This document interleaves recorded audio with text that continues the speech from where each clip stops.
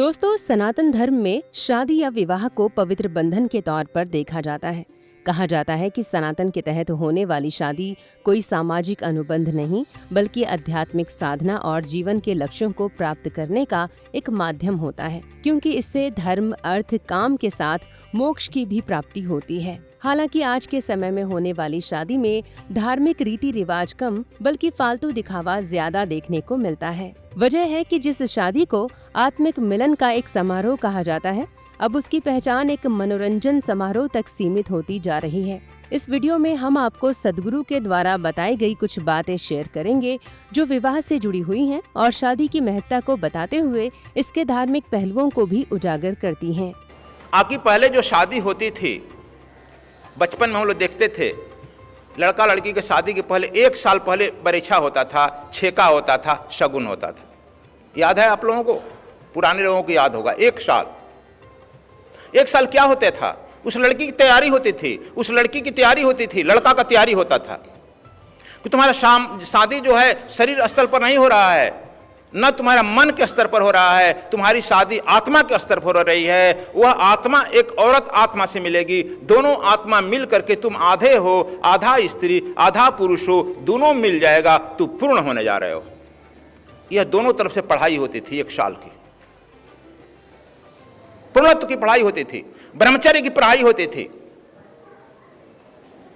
और जब दोनों संतान तुम मिलेगा, तब तुमसे जो लड़का उत्पन्न होगा वह राम होगा, कृष्ण होगा, बुद्ध होगा, महावीर होगा। काम के स्तर पर तुम यदि मिलेगा, तब तुम्हारा लड़का लादेन होगा, मोहम्मद, क्या क्या होगा तुम समझो, अब आगे नहीं मैं कहूंगा। रावण भी होगा। और तुम उसके, चलो रोज श्रीमद् भागवत सुनता है, श्रीमद् भागवत में भी यही कथा आती है कि वह आत्मदेव पंडित बड़ा व्याकुल है लड़का के लिए। लड़का के लिए नहीं व्याकुल है। श्रीमद् भागवत की कथा यही शुरू होती। दोस्तों, सदगुरु शादी की महत्ता को समझाते हुए एक पौराणिक कहानी सुनाते हैं जो माँ पार्वती से जुड़ी हुई है और उनके बाल्यकाल के समय की है। दरअसल माँ पार्वती अपने बचपन में ही भगवान शिव को अपना स्वामी मान बैठती हैं। हालांकि उनकी इस श्रद्धा को देख कुछ ऋषि मुनि उनके मन में भगवान शिव को लेकर संदेह पैदा करते हैं और उनको असामाजिक बताते हैं। लेकिन पार्वती जी अपने अटूट विश्वास के साथ खुद को शिव को समर्पित कर देती हैं और संशय समाधान के रास्ते पर चलते हुए भगवान शिव को प्राप्त भी कर लेती हैं। पार्वती जब जन्म लेती है तो पार्वती के फिर ऋषि लोग जाते हैं, संशय उत्पन्न करते हैं। किसके चक्कर में पड़ गई? अड़भंगी के, मूर्ख के। अरे इसे तो हम लोग नारायण को शादी करा देंगे तुम्हारा। अब पार्वती को संशय दूर हो चुका है। क्या कहती है? अब तुम हमें समझाओ मत, मैं समझ चुकी हूं। शादी तो उसी से करनी है। कहता अंत में क्या समझाते हैं? अंतिम मार्ग। अरे तुम शादी हो, जवान लड़की हो, शादी किस लिए होता है सब जानता है, अंडरस्टूड है। प्रत्येक बाप जानता है, लेकिन अपनी लड़की की शादी करता है, कन्यादान करता है। अब हम लोग ऋषि हैं, महर्षि हैं, क्या खोलकर कहें? तो कुछ तो खोलकर कह दो। तो क्या कहें? वह कामदेव को जला दिया है।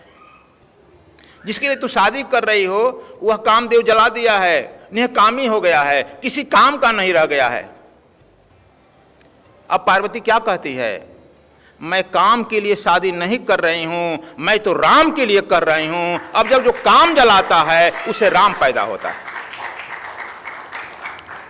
Do you follow? यह समर्पण है। पार्वती कहती थी मैं काम के लिए नहीं कर रही हूं।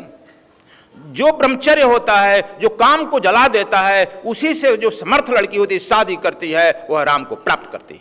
तो दोस्तों, ये आज के समय में मजाकिया ढंग से हो रही शादियों को लेकर सदगुरु के विचार हैं। आप क्या सोचते हैं इस वीडियो को लेकर? कमेंट बॉक्स में जरूर बताएं और सद्विप्र समाज सेवा संस्थान व सदगुरु धाम से जुड़ने और अपना योगदान देने के लिए स्क्रीन पर दिए गए QR कोड को जरूर स्कैन करें। धन्यवाद आपका।